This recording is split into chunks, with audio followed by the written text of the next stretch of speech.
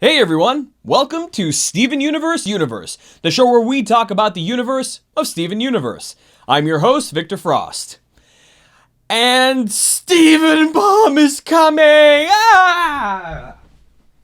Steven Baum, wow, yeah, in like a couple of days. I'm recording this on Saturday, hopefully I'll get it out tonight. But 2 days, wow. You guys are going to be seeing a lot of me in the coming week. I'm going to be putting out an episode every night, basically about the episode of Steven Universe that aired that very same night. Which means I'm going to be moving fast, and I'm going to become a bit more bedraggled as the week goes on. Chart my hair messiness over the course of the week. But this episode isn't about me, and it's not about Steven Baum. It's about you, because you guys asked some questions. Let's get started. Hazel Sage asks, do you have any theories on Rose or the Three Diamonds? No, I don't like to make theories about the shows that I watch. Primarily because I like to let the show go through the narrative on its own without any sort of headcanon expectations on my part. Because I like to enjoy the narrative as the authors put it forth. It's a little bit limiting because, of course, I do have some ideas about things that may or may not happen in the series or backstories about characters, but they're not something that I would want to put in a forum like this, where I'm going through and I'm analyzing what's going on in a show. I don't want it to seem like there's extra credence in there where there ought not be. While I can appreciate the idea of headcanon, it's not something I try to do. In fact, it's something I purposefully try to not do.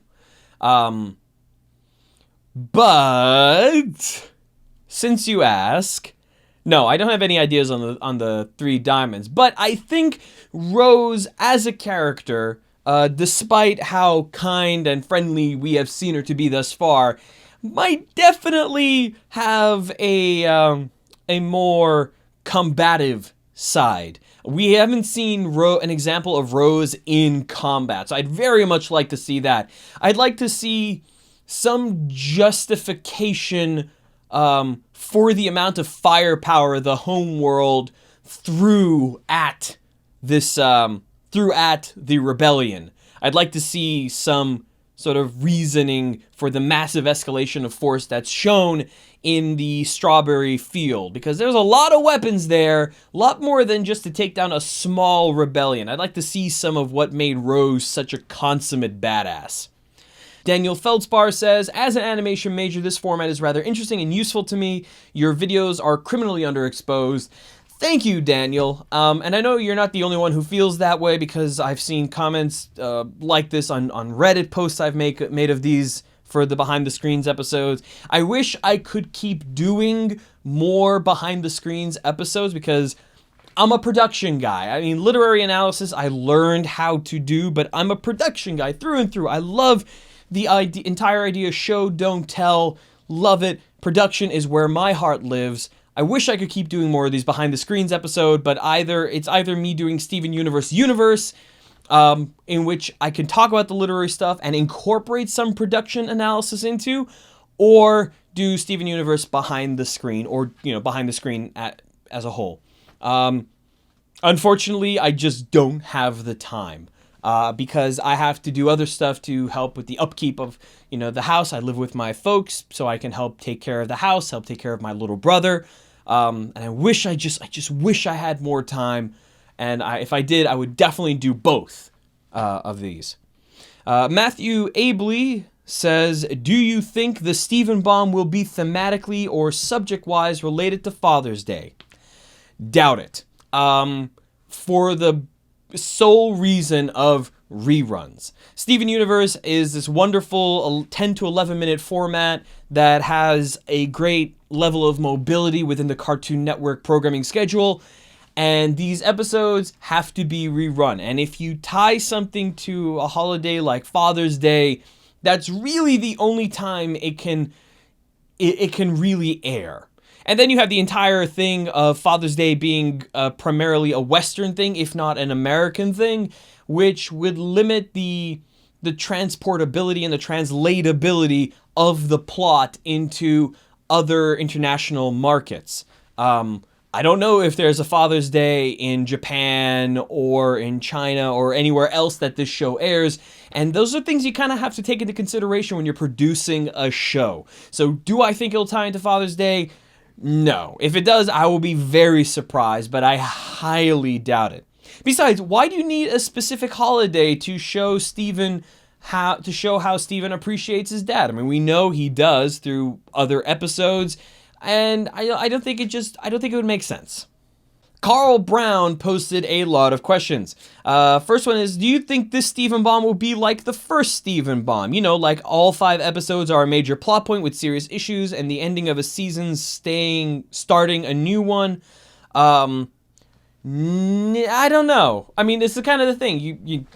A lot of people, I had this problem when I started doing my Little Pony sound design panels at conventions. People would assume that I am in some way formally associated with the show, that, people would come up after the panel and say, I gotta say, I love your work. And I would just be kind of scratching my head like, you love my work? Most of my work is internal corporate stuff.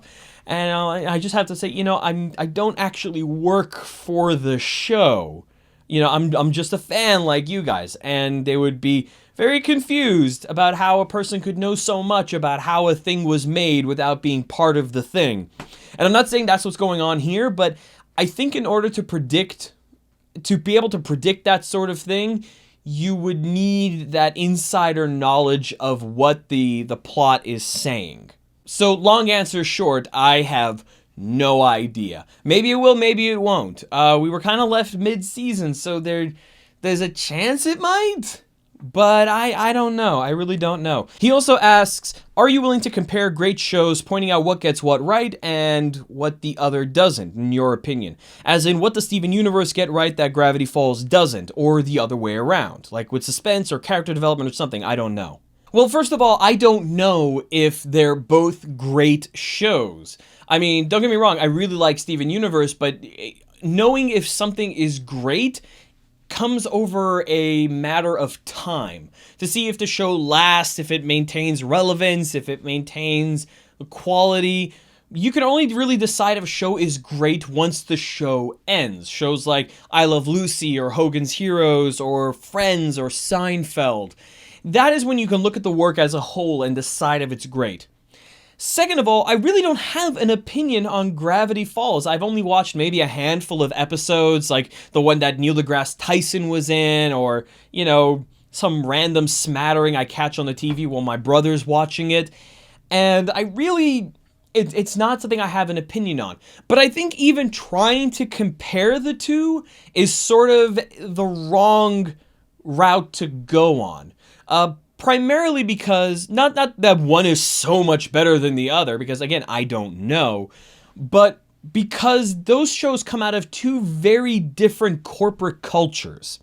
And I know it can sometimes feel icky to bring corporate realities into the arts, particularly when it's a media that you really like. Like, for example, it feels kind of, to me, emotionally, it feels weird bringing into my understanding and my interpretation of Steven Universe, my understanding and interpretation of the corporate culture at Cartoon Network and Turner Broadcasting as a whole. But it's a reality that the network a show is on decides how that show is produced and what is allowed in and what is even allowable, like within the framework of understanding of what could be put into that show. Disney and Cartoon Network, or I need to stop saying Cartoon Network. Disney and Turner Broadcasting are two very different companies. Disney has always had an orientation towards maintaining family friendliness and being that wholesome network. I mean, that's why Disney can never be as risky as Cartoon Network is or Turner Broadcasting is, and it's been that way for like ever. Looney Tunes have always been more risky than Mickey Mouse cartoons. You'll never see, Donald Duck being shot in the face with a shotgun by Mickey. You'll never see anything like that because that just does not happen. In Looney Tunes, that happens all the time because Turner Broadcasting was never a company that was oriented strictly at families. They were a general media company.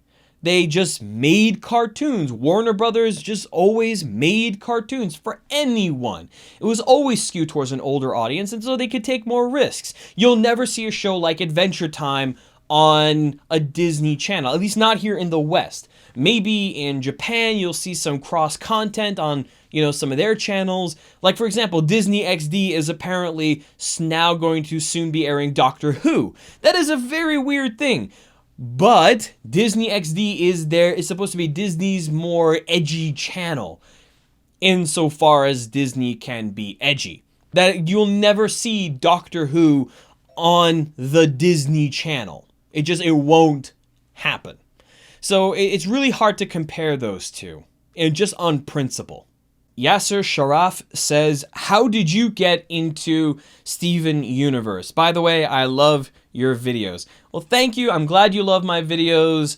Please continue to watch. I hope that my content maintains its quality. How did I get into Steven Universe? My brother asked me if I wanted to sit down and watch Steven Universe with him. I didn't know what it was, and he queued up an episode off of the on-demand service on our cable provider, and that was that. I really liked it. I wanted to keep watching more of it, and I did. And it's a pretty good show. I like it. Rose Quartz asks, do you think if Steven is hurt, he'll retreat into his gem and see Rose? I don't know. Again, this goes back to the entire thing that I don't like speculating about things that don't have any sort of basis in the narrative information. But I think this is a question that is going to be very tough to tackle for the show.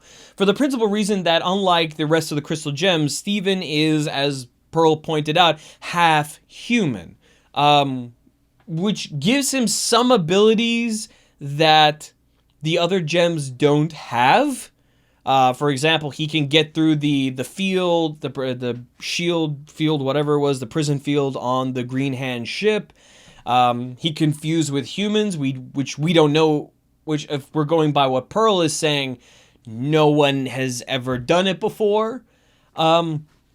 Whether or not this lends to his abilities, whether or not this alters his ability to retreat back in his gem or not, it's really hard to say, because we don't know what Steven is.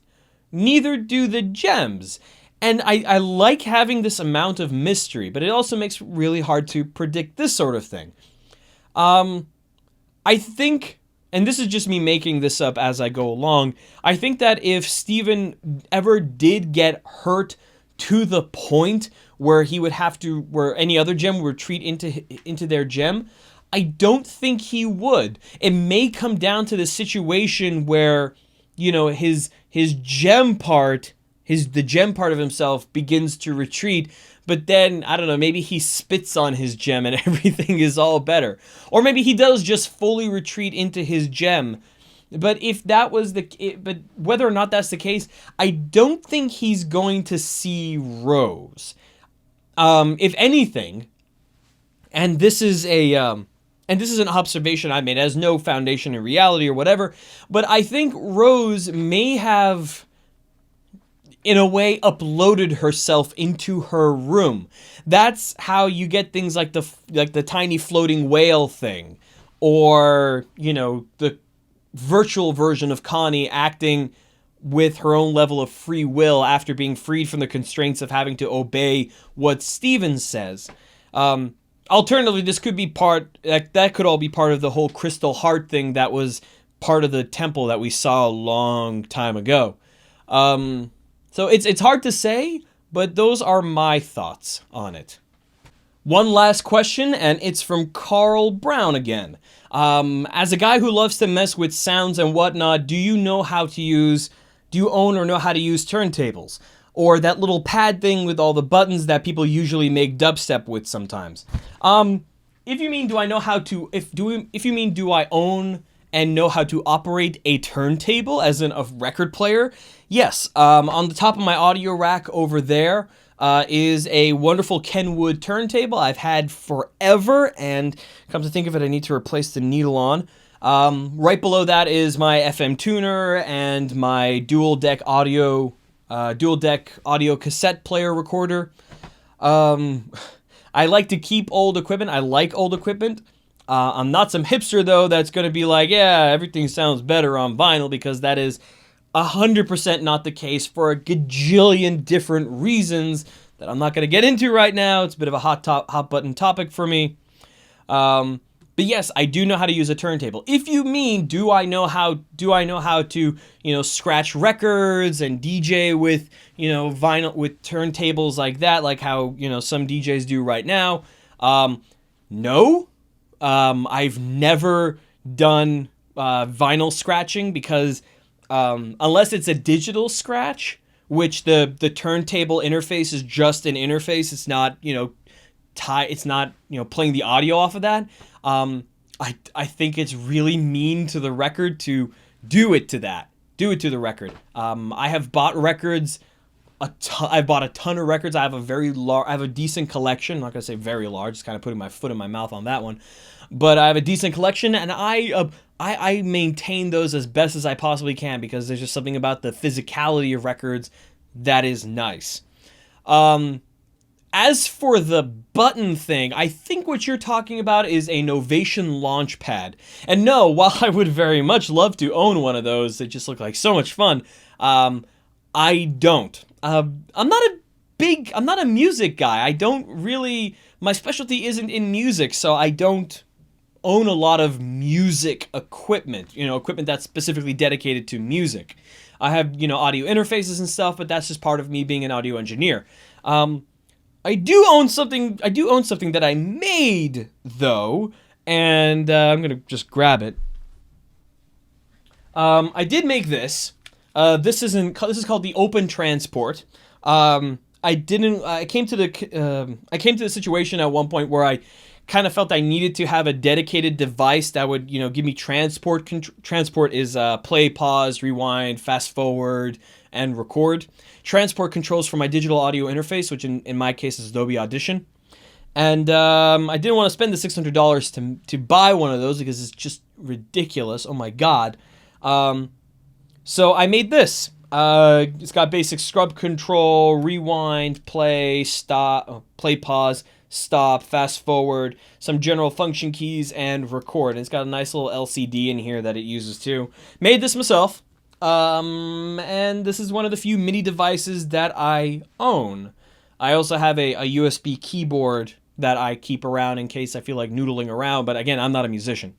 So, that is it. Thank you for all your questions, your comments, your thanks, and, your very thought-provoking queries. I really do appreciate you guys being viewers and being active commenters. It's a great thing that you guys are here supporting this channel with your views and your stuff like that. I'm gonna be making an announcement after Steven Bomb is over. But that'll come when that comes. In the meantime, I will see you Monday night. Steven Bomb cometh. I'm Victor Frost, and I'll see you then.